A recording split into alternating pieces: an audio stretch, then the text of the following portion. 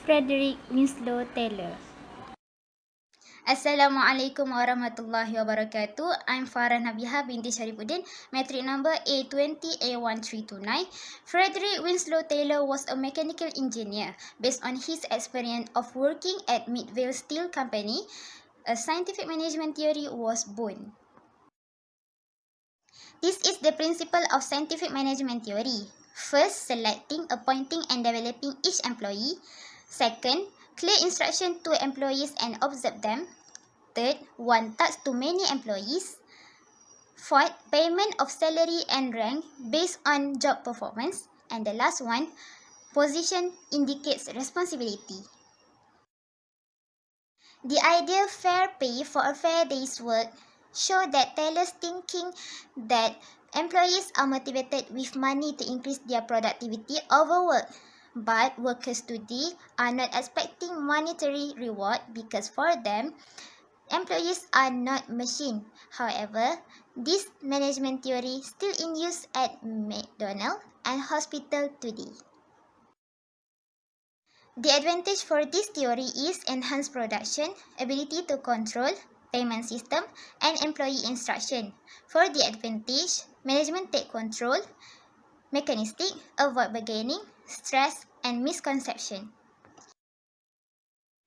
In conclusion, it can be seen that scientific management is still an integral part of the organization in this 21st century. In addition, its strength in making organization efficient through the replacement of rules of thumb with scientific fact has led to its widespread use. Modern organizations prioritize social factors in improving work efficiency and productivity. Therefore, Taylor's thinking that employees are only concerned with monetary rewards and that every job movement should be handled from above is outdated and not in line with today's society. Hi, Assalamualaikum. My name is Farah Nabia binti Sahimi. My matrix number A20A1230. So I will discuss about the Henry Gann. The approach introduced by Henry Gann are the Gann chart, which is a tool that provides a visual graphic representation of what occurs over the course of the project.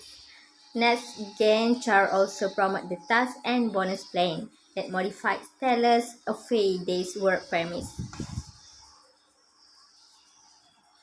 Henry Gann approach to the present are many of his ideas are still being used in project management today.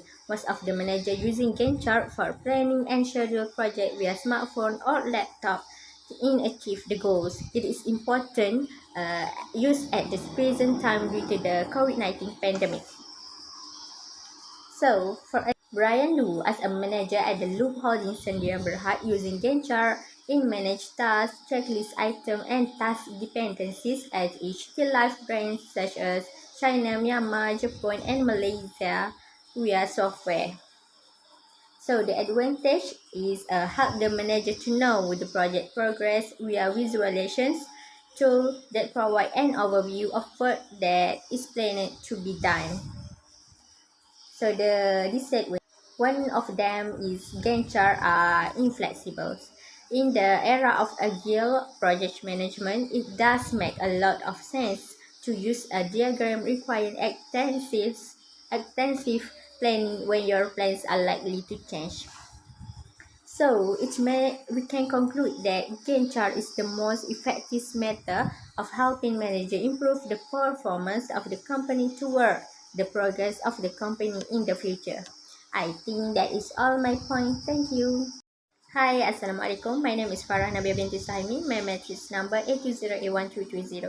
So I will discuss about the Henry Fayol. The approach introduced by Henry Fayol are 40 Fayol's management principles that serve to identify the skill needed to manage well. These are the following. Let me tell a bit about the 40 principles of management. Among them are discipline.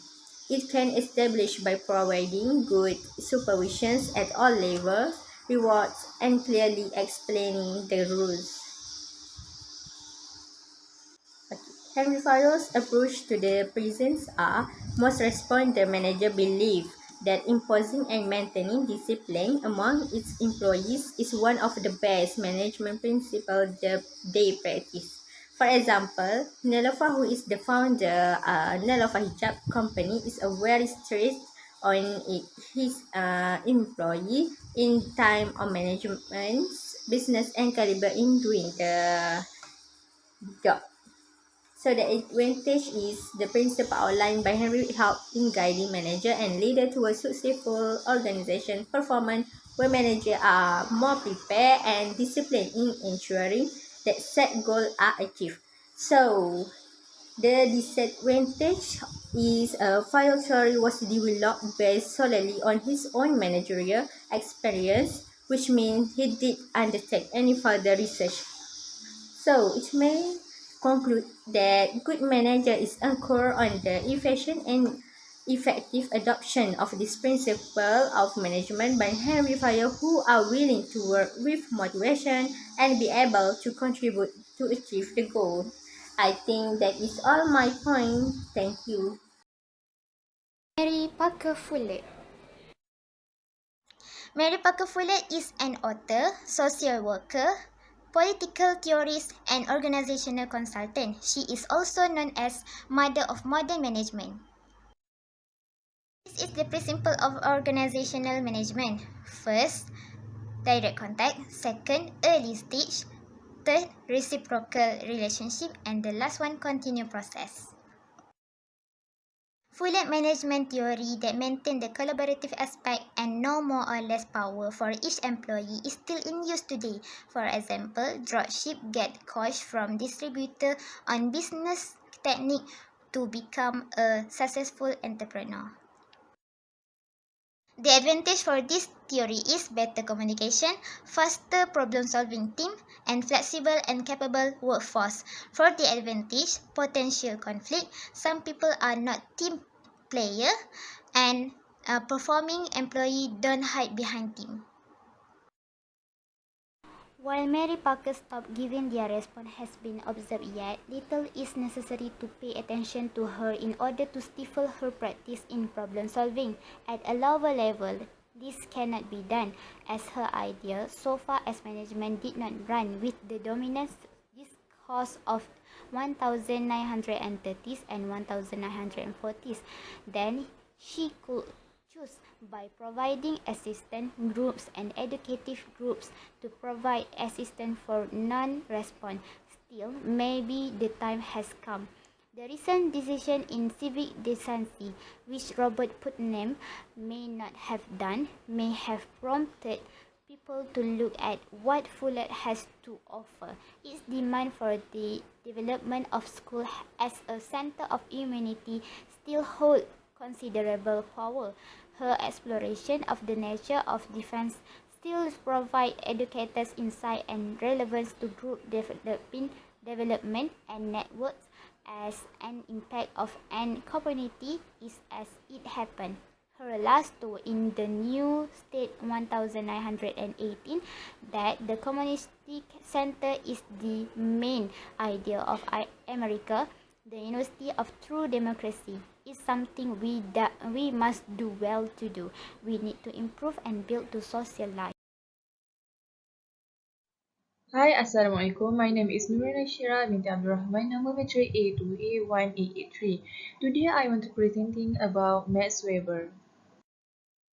Okay, let's proceed to Max Weber biography. Max Weber was born 21st April 1864 at Germany and died at 14 June 1920.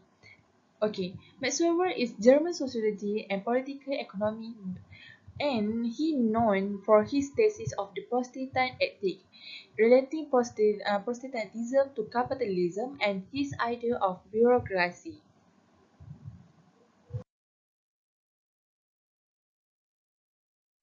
As we know, Max Weber was created bureaucracy theory. Okay, let's see the six bureaucracy characteristics are.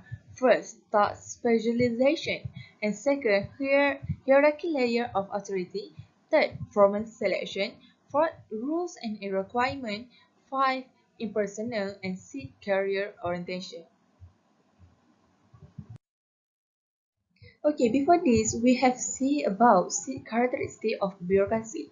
The question is it Max Weber theory still relevant nowadays? Okay, the answer is Max Weber theory is not relevant anymore nowadays because today business environment demand a swifter market structure, innovativeness, and expeditious organization flexibility as competition is soaring by the day. Number two, the reason why bureaucracy cannot be applied is this theory too bound by rigid and complex rules, procedure, and protocol which inevitable impede actions. Okay, let's we continue to advantage of bureaucracy. First, if we can see specialization or expertise, skill-based requirement, predictable, equality, structures, systematic keeping rational. Okay, let's we go to specialization or expertise. Okay, in the bureaucracy, the employee divided based on their expertise. So it will help the manager or the team recruit the employee based on the expertise.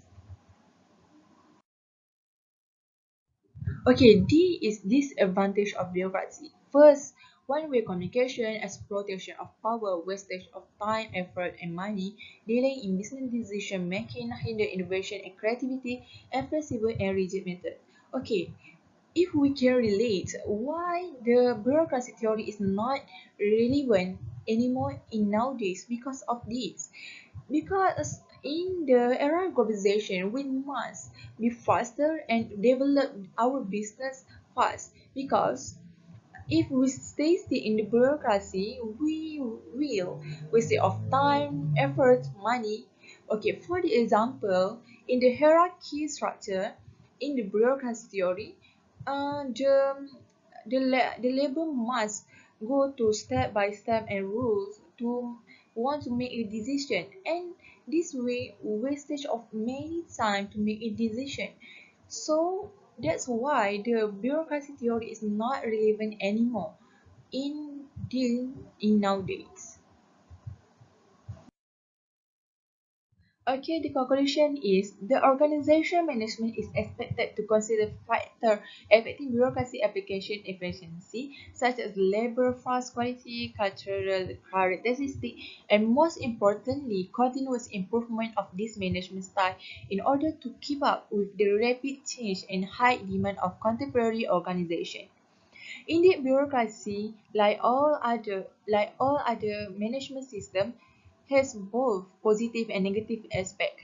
The challenge for modern management is to figure out how to maximize the benefit while minimizing the drawbacks in the most effective way possible. Thank you.